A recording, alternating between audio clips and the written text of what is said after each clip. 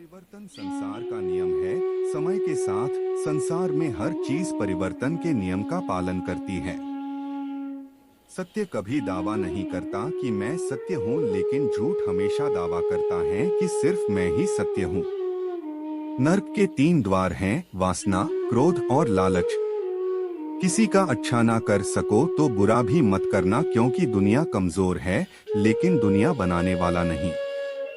सदैव संदेह करने वाले व्यक्ति के लिए प्रसन्नता ना इस लोक में है, ना ही कहीं और। जो चीजें हमारे दायरे से बाहर हो उसमें समय गंवाना मूर्खता ही होगी। न तो यह शरीर तुम्हारा है और न ही तुम इस शरीर के मालिक हो। यह शरीर 5 तत्वों से बना है: आग, जल, वायु, पृथ्वी और आकाश। एक दिन यह शरीर इन्हीं 5 तत्वों में विलीन हो जाएगा। जिंदगी में हम कितने सही हैं और कितने गलत हैं, यह केवल 2 लोग जानते हैं, एक परमात्मा और दूसरी हमारी अंतरात्मा। परिवर्तन ही संसार का नियम है। एक पल में हम करोड़ों के मालिक हो जाते हैं और दूसरे पल ही हमें लगता है कि हमारे पास कुछ भी नहीं है। क्रोध से भ्रम पैदा होता है, भ्रम से बुद्धि व्यग्र होती है। जब बुद्धि व्यग्र होती है तब तर्क नष्ट हो जाता है। जब तर्क नष्ट होता है तब व्यक्ति का पतन हो जाता है। जैसे अंधेरे में प्रकाश की ज्योति जगमगाती है, ठीक उसी प्रकार से सत्य की चमक भी कभी फीकी नहीं पड़ती। इसलिए व्यक्ति को सदैव सत्य के मार्ग पर चलना चाहिए। मनुष्य जिस रूप में ईश्वर को याद करता है, ईश्वर भी उसे उसी रूप में दर्शन देते हैं। अपने आप को भगवान के प्रति समर्पित कर दो, यही सबसे बड़ा सहारा है। जो कोई भी इस सहारे को पहचान गया है, वह डर, चिंता और दुखों से आजाद रहता है। इंद्रियों की दुनिया में कल्पना सुखों की प्रथम शुरुआत है और अंत भी जो दुख को जन्म देता है। मन की गतिविधियों, होश, श्वास और भावनाओं के माध्यम से भगवान की शक्ति सदा तुम्हारे साथ है और लगातार तुम्हें बस एक साधन की तरह प्रयोग करके सभी कार्य कर रही है। बुरे कर्म करने वाले सबसे नीच व्यक्ति जो राक्षसी प्रवृत्तियों से जुड़े हुए हैं और जिनकी बुद्धि माया ने हर ली है, वो मेरी पूजा या मुझे पाने का प्रयास नहीं करते। बुद्धिमान को अपनी चेतना को एकजुट करना चाहिए और फल के लिए इच्छा छोड़ देनी चाहिए। सज्जन व्यक्तियों को सदैव अच्छा व्यवहार करना चाहिए, क्योंकि इन्हीं के पद चिन्हों पर सामान्य व्यक्ति अपने रास्ते चुनता है। निर्माण केवल पहले से मौजूद चीजों का प्रक्षेपण है। अपने अनिवार्य कार्य करो, क्योंकि वास्तव में कार्य करना निष्क्रियता से बेहतर है। इस संपूर्ण संसार में कोई भी व्यक्ति महान नहीं जन्मा होता है, बल्कि उसके कर्म उसे महान बनाते हैं। गीता में कहा गया है, कोई भी अपने कर्म से भाग नहीं सकता, कर्म का फल तो भुगतना ही पड़ता है। अपने कर्म का पालन करो, क्योंकि वास्तव में कर्म अकर्म से बेहतर है। सही कर्म वह नहीं है जिसके परिणाम हमेशा सही हो, अपितु सही कर्म वह है जिसका उद्देश्य कभी गलत ना हो। इंसान हमेशा अपने भाग्य को कोसता है, यह जानते हुए भी कि भाग्य से भी ऊंचा उसका कर्म है जिसके स्वयं के हाथों में है। बिना फल की कामना से किया गया कार्य ही सच्चा कर्म है। ईश्वर चरण में हो समर्पण, वही केवल धर्म है। ज्ञानी व्यक्ति ज्ञान और कर्म को एक रूप में देखता है। ज्ञानी व्यक्ति को कर्म के प्रतिफल की अपेक्षा कर रहे अज्ञानी व्यक्ति के दिमाग को अस्थिर नहीं करना चाहिए। अप्राकृतिक कर्म बहुत तनाव पैदा करता है। किसी और का काम पूर्णता से करने से कहीं अच्छा है कि अपना काम करें, भले ही उसे अपूर्णता से करना पड़े। अच्छे कर्म करने के बावजूद भी लोग केवल आपकी बुराइयां ही याद रखेंगे, इसलिए लोग क्या कहते हैं इस पर ध्यान मत दो, तुम अपना कर्म करते रहो। कर्म उसे नहीं बांधता जिसने काम का त्याग कर दिया है। जन्म लेने वाले के लिए मृत्यु उतनी ही निश्चित है जितना कि मृत होने वाले के लिए जन्म लेना, इसलिए जो अपरिहार्य है उस पर शोक मत करो।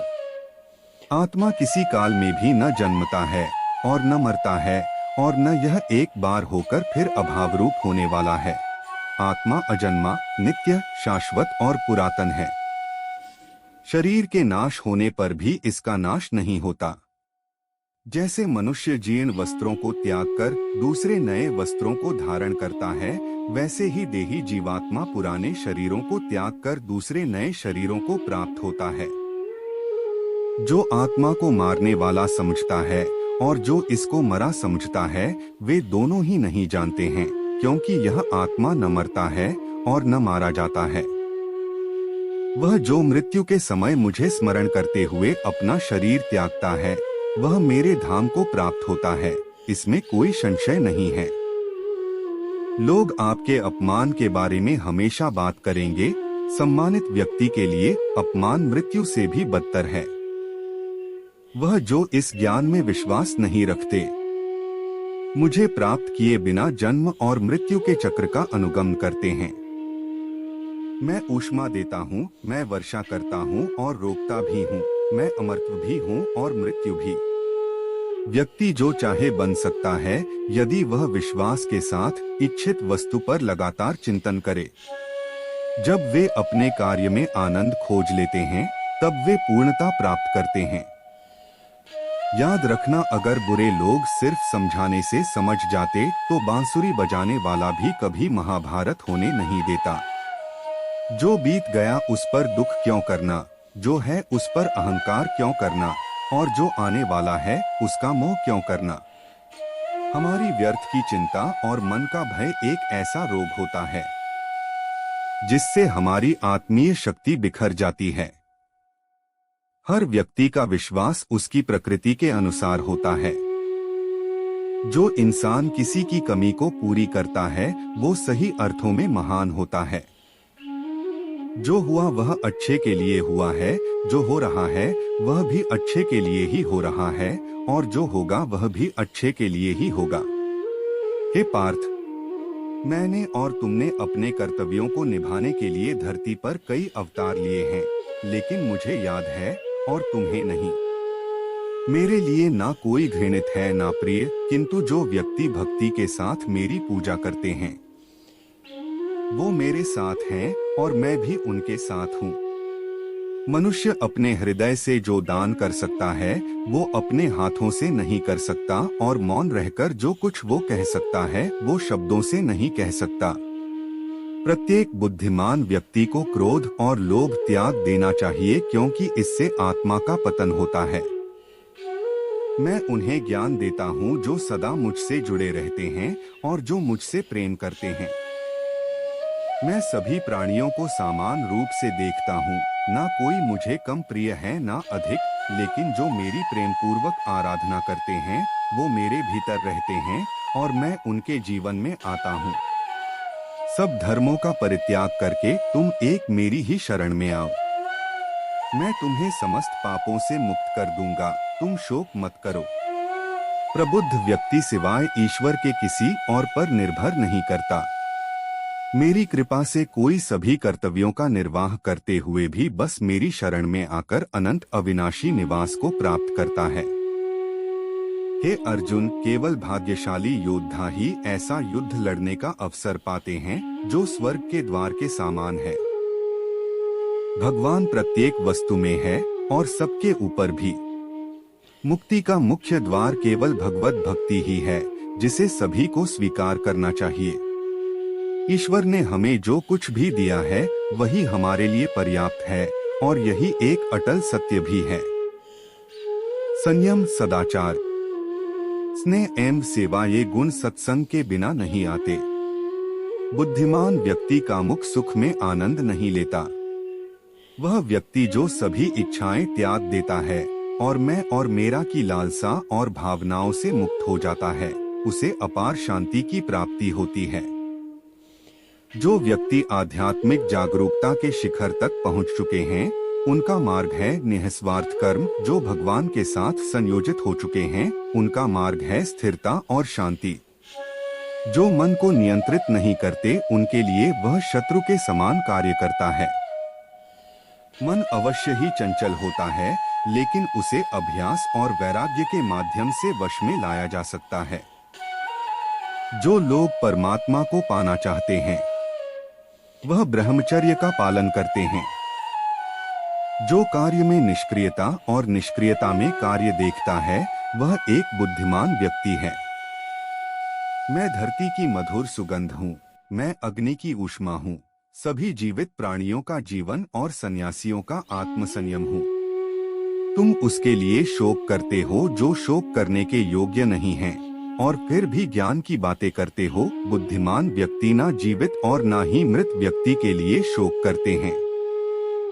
कभी ऐसा समय नहीं था जब मैं, तुम या ये राजा महाराजा अस्तित्व में नहीं थे, ना ही भविष्य में कभी ऐसा होगा कि हमारा अस्तित्व समाप्त हो जाए। हे अर्जुन, हम दोनों ने कई जन्म लिए हैं, मुझे याद हैं, लेकिन तुम्हें नहीं। हे अर्जुन, वह जो वास्तविकता में मेरे उत्कृष्ट जन्म और गतिविधियों को समझता है, वह शरीर त्यागने के बाद पुनः जन्म नहीं लेता और मेरे धाम को प्राप्त होता है। अपने परम भक्तों जो हमेशा मेरा स्मरण या एक चित्त मन से मेरा पूजन करते हैं, मैं व्यक्तिगत रूप से उनके कल्याण का उत्तरदायित्व लेता हूँ।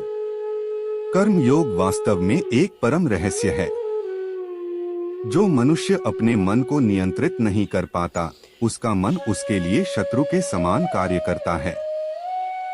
आत्मज्ञान की तलवार से काटकर अपने हृदय से अज्ञान के संदेह को अलग कर दो। अनुशासित रहो, उठो।